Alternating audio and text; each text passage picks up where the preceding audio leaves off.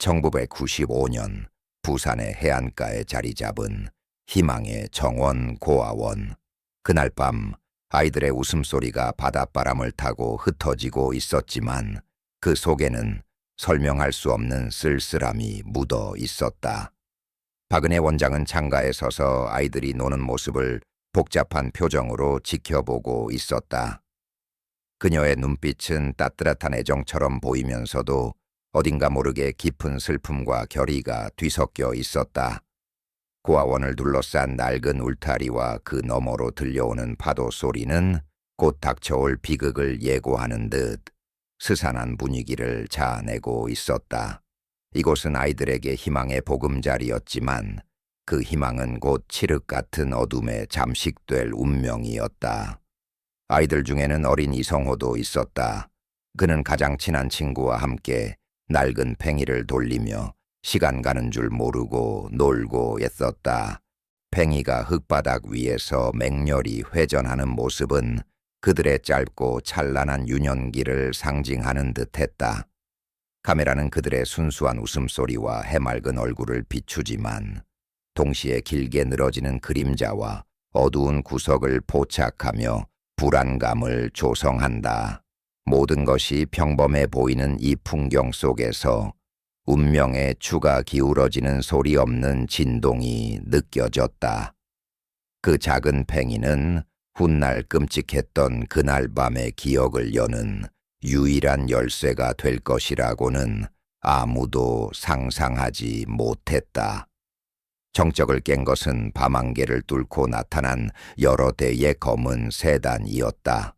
아무런 표시도 없는 차량들은 소리 없이 고아원 정문 앞에 멈춰 섰다. 헤드라이트 불빛이 놀이터를 섬뜩하게 비추자 아이들의 웃음소리가 거짓말처럼 뚝 그쳤다. 아이들은 본능적으로 다가오는 위험을 감지한 듯 모두 얼어붙은 채 차들을 바라보았다. 바람소리와 파도소리만이 남은 공간에는 숨막히는 공포가 내려앉았다. 어둠 속에서 차 문이 열리고 정체불명의 인물들이 그림자처럼 내려서는 모습은 마치 영혼을 거두러 온 저승사자들의 강림과도 같았다. 희망의 정원은 순식간에 절망의 아가리로 변해버렸다. 다음 날 아침 끔찍한 고요함이 고아원을 지배했다. 당시 신참 형사였던 김민주는 현장에 도착했을 때의 충격을 평생 잊지 못했다. 텅 빈 그네가 바람에 삐걱거리고 아이들이 가지고 놀던 장난감들이 마치 주인을 잃은 유품처럼 마당에 흩어져 있었다. 격렬한 저항의 흔적은 어디에도 없었다. 마치 수십 명의 아이들과 직원들이 하룻밤 사이에 증발해버린 것 같았다. 김민주는 이 비현실적인 광경 앞에서 무력감과 혼란에 휩싸였다. 그의 젊은 경찰로서의 신념은 이 설명할 수 없는 사건 앞에서 속수무책으로 무너져 내리고 있었다. 그의 경력은 시작과 동시에 거대한 벽에 부딪혔다. 건물 내부는 더욱 기이했다. 모든 것이 깔끔하게 정돈되어 있었고 아이들의 침대는 가지런히 정돈된 상태였다. 하지만 그곳에는 사람의 온기가 전혀 느껴지지 않았다. 마치 생명이 외과적으로 정밀하게 도려내진 듯한 차가운 공기만이 감돌았다. 김민주는 바닥에 홀로 떨어진 낡은 팽이를 발견했다. 어젯밤 한 아이가 분명 손에 쥐고 있었을 그 팽이였다. 그는 팽이를 조심스럽게 집어들었다. 이 작은 물건은 사라진 아이들의 순수함을 상징하는 동시에 그의 마음에 지워지지 않을 죄책감의 낙인으로 깊게 새겨졌다. 그의 책상 위에는 유독 희망의 정원 사건 파일이 가장 눈에 띄는 곳에 놓여 있었다. 그는 빛바랜 단체 사진 속 아이들의 얼굴을 바라보았다. 그 얼굴 하나하나가 그의 지난 세월을 따라다닌 유령들이었다. 그의 얼굴에는 깊은 후회와 지울 수 없는 패배감이 새겨져 있었다. 이 사건은 그의 경찰 인생에서 가장 큰 오점이자 매일 밤 그를 괴롭히는 악몽의 근원이었다. 그는 구원을 바랐지만 구원의 길은 보이지 않았다. 그의 무기력한 일상을 깨뜨린 것은 한 통의 전화였다. 낡은 고아원 무지를 철거하던 건설 인부들이 무언가를 발견했다는 소식이었다. 정원 아래에 숨겨져 있던 기록에 없는 지하실로 향하는 입구였다. 과거의 악몽이 문자 그대로 땅속에서 모습을 드러내는 순간이었다. 이 팽이는 단순한 증거물 이상의 의미를 지니게 되었다. 초기 수사는 혼란 그 자체였고 아무런 성과도 없었다. 목격자도 몸값을 요구하는 전화도 없었다. 언론은 연일 이 사건을 대서특필하며 소리 없는 증발이라는 자극적인 이름으로 불렀다. 김민주는 무력감을 느꼈다. 그의 상사들은 뚜렷한 단서가 없다는 이유로 사건을 서둘러 종결하려는 듯한 태도를 보였다. 그는 거대한 힘 앞에서 진실이 덮이고 있다는 불길한 예감에 사로잡혔지만 신참 형사인 그가 할 수 있는 일은 아무것도 없었다. 사건은 그렇게 미해결 상태로 서서히 사람들의 기억 속에서 잊혀갔다. 그의 마음속에서만 사건은 매일같이 되풀이 되었다. 8년의 세월이 흐른 이어튼함년, 이제는 세상사에 닳고 다른 베테랑 형사가 된 김민주는 미제 사건 파일들에 둘러싸여 있었다. 한 걸음 내디딜 때마다 과거의 망령이 그의 발목을 잡는 듯한 착각에 빠졌다. 이것은 단순한 현장 조사가 아니었다. 자신의 영혼을 구원하기 위한 참회의 시작이었다. 그는 위태로운 계단을 따라 숨겨진 지하실로 내려갔다. 공기는 곰팡이와 오래된 먼지, 그리고 부패의 냄새로 질식할 것 같았다. 그러나 이곳은 폭력의 흔적이 낭자한 잔혹한 범죄 현장과는 거리가 멀었다. 오히려 차갑고 체계적인 사무 공간에 가까웠다. 벽을 따라 늘어선 철제 선반들, 가지런히 정리된 서류 상자들은 어떤 끔찍한 일이 극도의 효율성 속에서 진행되었음을 암시했다. 이곳은 뜨거운 분노가 아닌 차가운 탐욕이 지배했던 공간이었다. 아이들의 영혼이 상품처럼 취급되고 분류되던 인간성 상실의 현장이었다.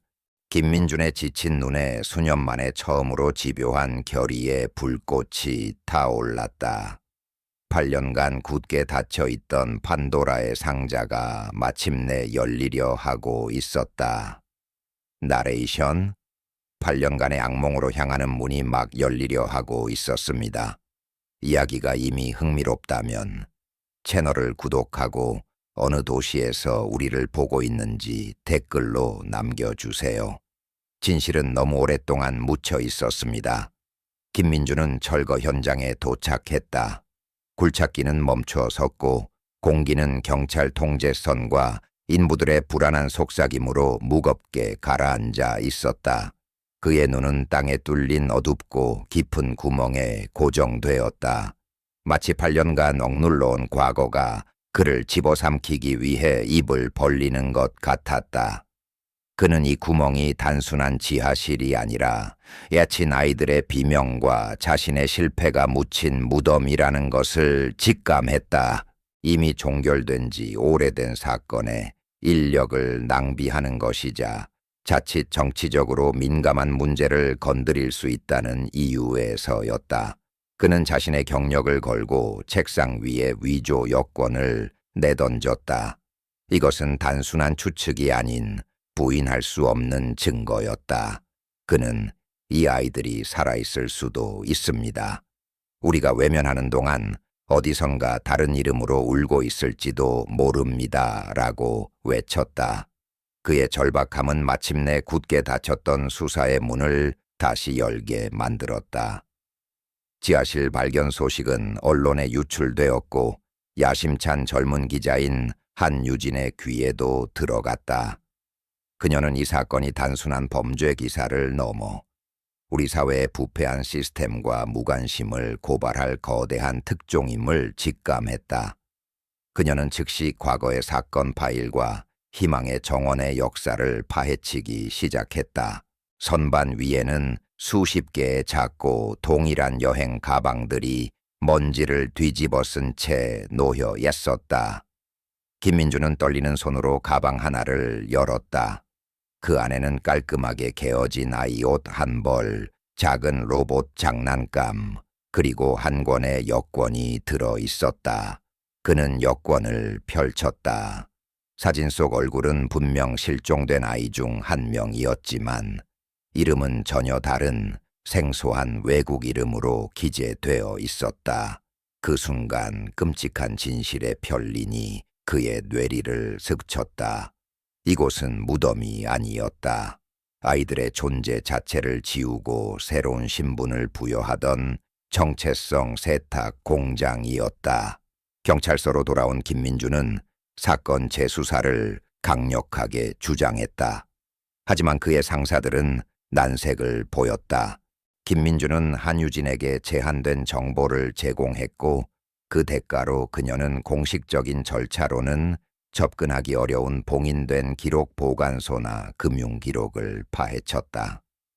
그의 구식 수사 방식과 그녀의 현대적인 정보 수집 능력은 때로는 충돌했지만 놀라운 시너지를 만들어냈다. 낡은 형사의 직감과 젊은 기자의 데이터 분석이 결합되면서 사건의 윤곽은 서서히 하지만 분명하게 드러나기 시작했다.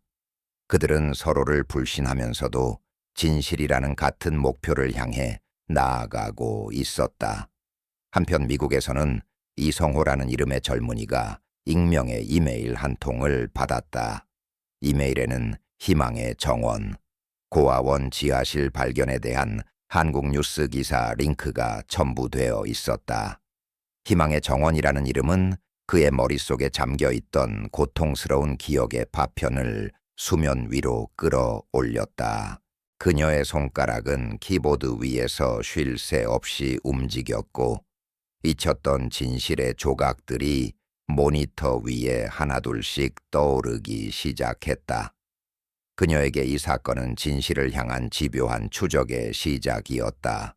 한유진은 김민준에게 접근했다. 그는 처음에는 언론을 시체 주위를 맴도는 독수리처럼 여기며 적대적인 태도를 보였다. 하지만 그녀는 자신이 찾아낸 자료를 내밀었다. 1995년 이후 갑자기 사라진 유령 회사로부터 고아원에 들어온 거액의 기부금 내역, 그리고 불투명한 회계 장부였다. 김민주는 그녀가 단순한 특종을 노리는 기자가 아님을 깨달았다. 그녀의 눈에는 진실을 갈망하는 집념이 서려 있었다. 그는 마지못해 그녀의 손을 잡기로 결정했다. 꺼림칙한 공조가 시작되었다. 그는 서툰 한국말로 자신이 고아원과 관련이 있을지도 모른다고 설명했지만 그의 이야기는 너무나 막연하고 불분명했다. 김민주는 처음에는 그를 회의적인 시선으로 바라보았다. 세간의 관심을 끄는 사건이 터질 때마다 나타나는 수많은 제보자 중 한 명일 것이라고 생각했다. 하지만 그의 눈에 서린 깊은 슬픔과 절박함은 김민준의 마음을 조금씩 움직이기 시작했다. 이성호가 무심코 내뱉은 한마디가 김민준의 태도를 바꾸었다.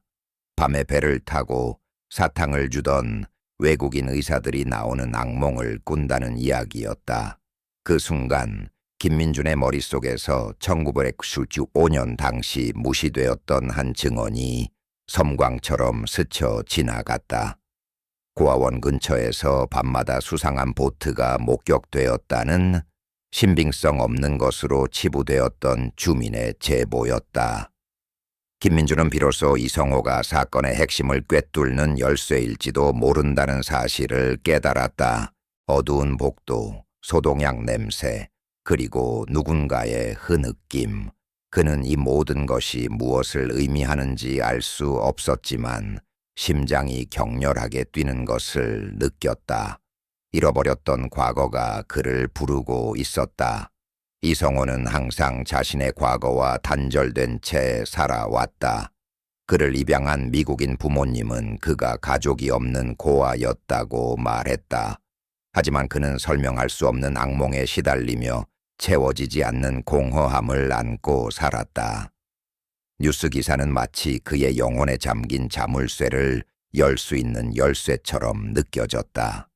그는 더 이상 외면할 수 없었다. 자신의 뿌리를 찾기 위해, 그리고 지독한 악몽의 정체를 확인하기 위해 한국행 비행기에 몸을 실었다. 그는 불안했지만 동시에 운명적인 이끌림을 느꼈다. 부산에 도착한 이성호는 곧장 경찰서로 향했다. 김민주는 이 싸움이 단순히 과거의 범죄자를 잡는 것이 아니라 현재의 거대한 권력과 맞서는 것임을 깨달았다. 김민준과 이성호는 폐허가 된 고아원 부지를 다시 찾았다. 차가운 바닷바람이 새우산하게 불어오는 그곳에서 이성호의 기억은 더욱 선명해졌다.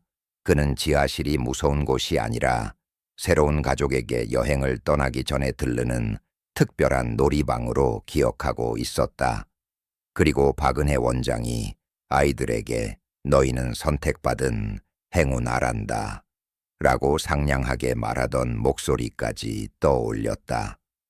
그 친절함 뒤에 숨겨진 잔인한 진실을 그는 아직 알지 못했다. 수사팀은 지하실에서 발견된 모든 여권을 분석했다. 하나같이 정교하게 위조된 것들이었다. 그들은 여권 사진 속 아이들의 얼굴과 당시의 국제 입양 데이터베이스를 대조하기 시작했다. 한유진은 유령 회사들의 실체를 파헤치는 데 성공했다. 모든 자금의 흐름은 표면적으로는 자선 사업을 표방하지만 다른 나라에서 불법 입양 스캔들로 악명이 높았던 한 국제 입양 기관으로 향하고 있었다. 그리고 그 기관의 한국 내 활동을 도왔던 인물은 현재는 은퇴한 막강한 권력을 지녔던 전직 정치인이었다. 거대한 부패의 연결고리가 드디어 모습을 드러냈다. 진실의 크기는 그들이 상상했던 것 이상으로 거대하고 추악했다. 김민주는 그 정치인을 조사하려 했지만 거대한 벽에 부딪혔다. 그의 상사들은 긁어부스럼 만들지 말라며 그에게 경고했다. 박은혜 원장이 운영했던 범죄 네트워크는 여전히 살아있는 권력의 비호 아래에 있었다. 진실에 다가갈수록 보이지 않는 압박은 더욱 거세졌다. 김민주는 1995년과 똑같은 무력감에 휩싸였다. 그는 책상 서랍 속 깊숙이 넣어두었던 자신의 여동생 실종 사건 파일을 꺼내 보았다. 두 비극이 그의 눈앞에서 흐릿하게 겹쳐 보였다. 그의 집착은 점점 깊어졌고 동료들과의 관계는 멀어졌다. 한유진조차 그의 무모한 수사 방식을 걱정하기 시작했다. 그는 정의를 위해서가 아니라 자기 자신을 구원하기 위해 폭주하는 기관차처럼 보였다. 작은 돌파구가 열렸다. 한유진은 끈질긴 추적 끝에 과거 그 국제 입양 기관에서 일하다 불미스러운 일로 해고된 후 숨어 지내던 전 직원을 찾아냈다. 직원은 극도의 공포에 떨면서도 기관이 부유한 고객들을 위해 거액의 돈을 받고 모든 법적 절차를 무시하는 비밀 입양을 전문으로 했다는 사실을 털어놓았다.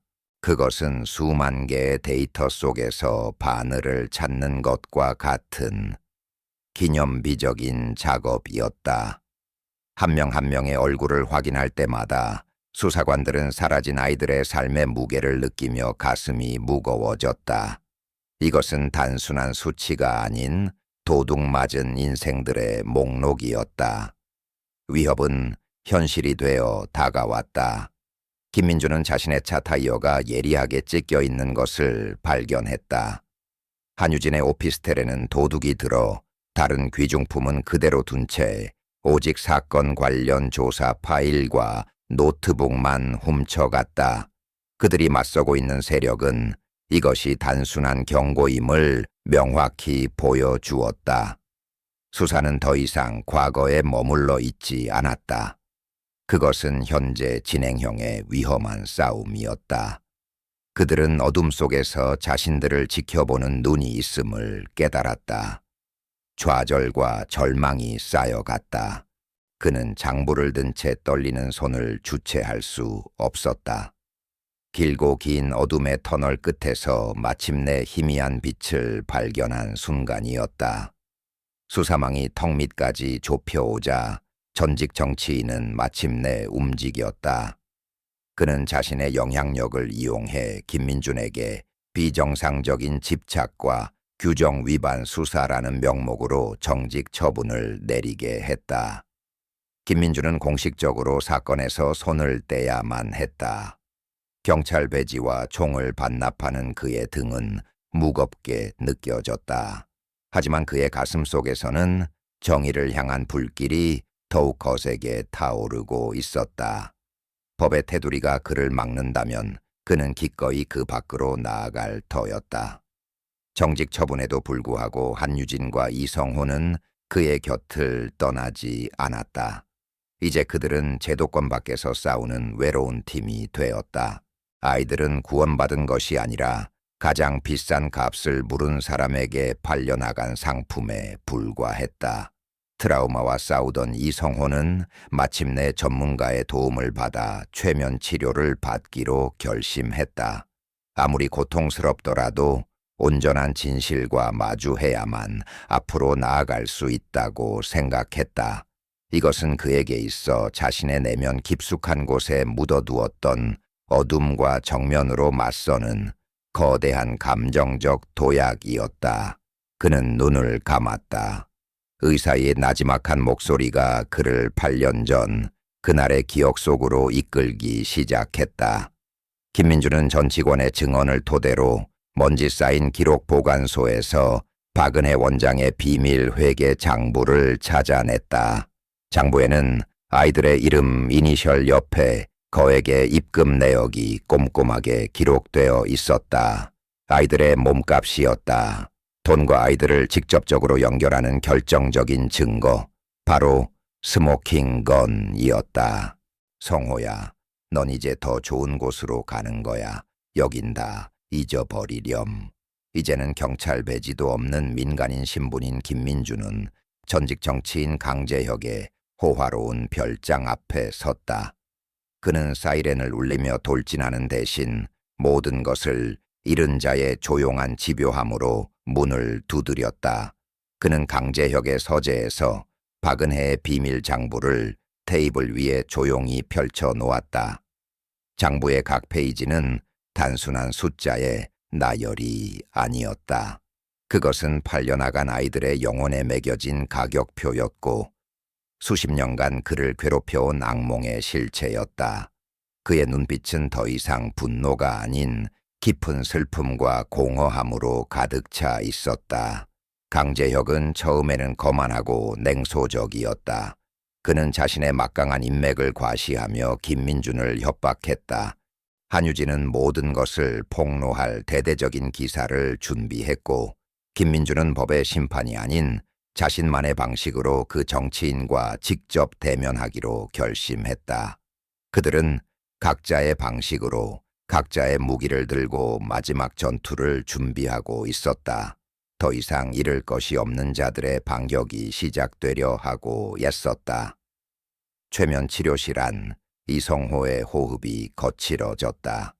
그는 1995년의 지하실로 돌아가 있었다. 기억은 이제 안개가 거친 듯 선명했다. 그의 눈앞에는 친구들의 얼굴이 보였다. 모두 경찰이 발견했던 것과 똑같은 작은 여행 가방을 하나씩 들고 있었다. 그들은 울고 있지 않았다. 오히려 새로운 가족을 만난다는 기대감에 부풀어 있었다. 그리고 그는 박은혜 원장이 자신을 안아주며 속삭이던 마지막 말을 똑똑히 기억해냈다. 강재혁이 수십 년간 공들여 쌓아 올린 성벽은 이제 수백만 명의 눈앞에서 무너져 내리고 있었다. 진실의 힘은 어떤 권력보다 강했다. 동시에 최면 치료실 안에서는 이성호의 억압된 기억이 완전히 수면 위로 떠올랐다. 그는 지하실을 기억하는 것을 넘어 마지막 그날 밤을 다시 살고 있었다. 그 실종은 유괴가 아니었다.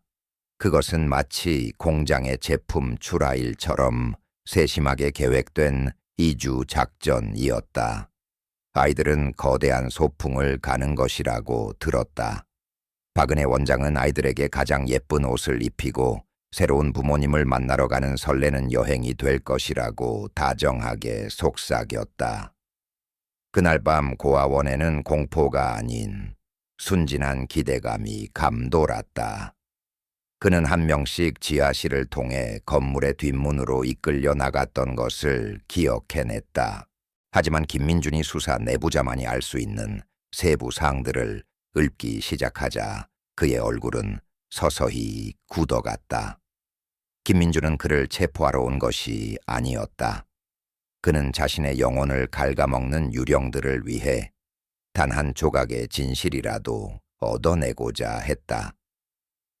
법의 심판이 닿지 않는 거악 앞에서 그는 오직 인간 대 인간으로서의 자백을 원했다. 두 사람 사이의 심리적인 전쟁은 극도의 긴장감 속에서 절정으로 치달았다. 그들의 대치가 격화될 무렵 김민준을 몰래 따라온 한유진은 숨어서 이 모든 광경을 스마트폰으로 생중계하기 시작했다. 그녀는 이미 공식적인 언론 채널이 권력에 의해 통제될 것임을 알고 있었다. 그렇기에 대중을 직접적인 배심원으로 삼기로 결심했다. 흔들리는 화면 너머로 존경받는 정치인의 위선이 실시간으로 벗겨지기 시작했다. 친구는 다시는 못 볼 것이라는 사실도 모른 채 작별 선물이라며 아끼던 팽이를 그의 손에 쥐어 주었다. 이 기억은 그의 내면을 완전히 무너뜨렸다. 살아남았다는 안도감이 아닌 친구를 버리고 혼자 탈출했다는 끔찍한 죄책감이 그의 영혼을 덮쳤다. 강제혁이 경호원들을 불러 김민준을 끌어내려던 바로 그 순간 한유진의 생중계는 입소문을 타고 걷잡을 수 없이 퍼져나갔다. 그의 휴대전화는 불이 나기 시작했다. 동료 정치인들과 재계 인사들이 서둘러 그와의 관계를 끊는 연락이었다.